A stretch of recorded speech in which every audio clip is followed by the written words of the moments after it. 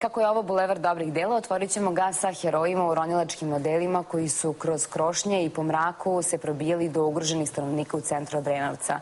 Za 20 sati neprestanog spasavanja nakupilo se dosta priča i anegdota koje su podelili sa nama.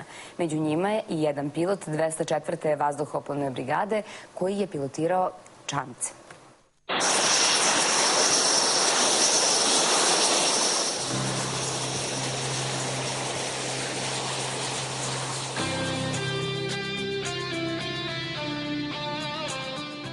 Iz pilotskog kombinezona u ronilačko odelo.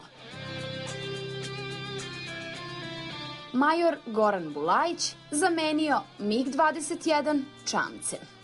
Ja ipak ne bi letenje poredio ni sa čim na svetu. To je jedinstven osjećaj, samo što ima jako malo ljudi koji o tome mogu da pričaju. Ali ronjenje je nešto prelepo. Pilot po struci, ronilac iz hobija. Goran i njegovi prijatelji ronioci Rade, Vlada i Milan su 16. i 17. maja evakuisali stanovnike Obrenovca. Pa dobranac! Evo su mi ćerke! Pa nismo se videli! Nismo se videli! Ništa, spasi druge! A danas ostale su priče i sećanja. Ljudi u vanrednim situacijama reaguju drugačije. Majka i dete, otac treba da ostane, onda bi oni da ostanu s njim ili da krene i on. Onda gde stariji ljudi neće da napuste svoju kuću, na koju stranu nas vozite? Možete da nas vozite do Interexa. Možete da nas vozite od čoveka koji je tražio da mu u centru kupimo cigare. Da, gospođa Rajka je bila najinteresantnija. Ona je ovako malo korpulentnija bila i visoka, tako da kad smo se provlačili kroz neki deo dok je bila u sagnutom položaju, bilo je sve normalno. Međutim, kad je krenula da se ispravi, uplašila se da će da padne i onda se svojim rukama oduprela o plafon hodnika gde mi je sabila 3 pršljena i onda pušta i viče, ukočila sam se. Rekao, ukočio sam se ja. Puštaj, molim te, ako nećeš da me udaviš. Majora Bulajića je naučio da roni Rade Veselinović, koji se do tada nije našao u ovakvoj situaciji. Dolazite u ovaj dodir sa raznim psihologijom ljudi i najgora stvar koja se dešavala to su glasine koje su počeli da predstavljaju ljudi da lupetaju. Uvijek se nađe neki pametan pa počne da lupeta nešto. Ja sam došao da vas evakuisem, da vam pomognem, da vas prebacim na bezbednu lokaciju, morate imati poverenje u mene. Jer ja moram ubeđujem jednu babu, neće baba nikako dole. Rekao, ajde bako, neće baka nikako. Rekao, bako, ajde, ja ću da te prebacim. Ja prebacim babu do čamce, baba s jednog čamac i počne se krsti, kaže, Bože, hvala ti što si me spasio.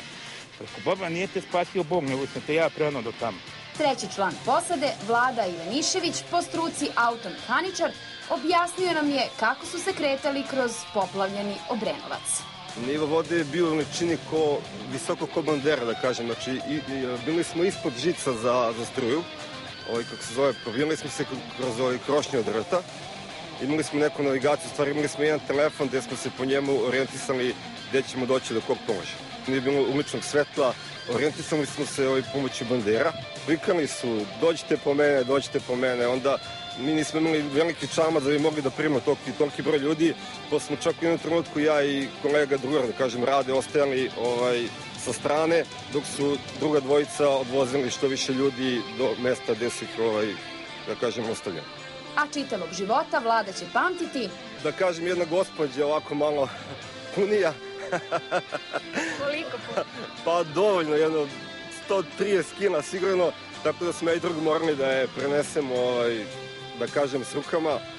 Jedva smo je preneli do čamca. Heroji u ronilačkim modelima i sami imaju pse, pa su tako spasavali i njih u Obrenovcu. Prvo što smo spasili u stvari jeste jedan zlatni retriver koji je bio na krovu između nekih grana i onda smo njega vukli i ljudi koji su bili u našem čamcu verovatno da se sećaju, ležao je svo vreme sa nama. Rade, Goran, Vlada i Milan svojim čamcem iz Obrenovca su evakuisali oko 150 ljudi.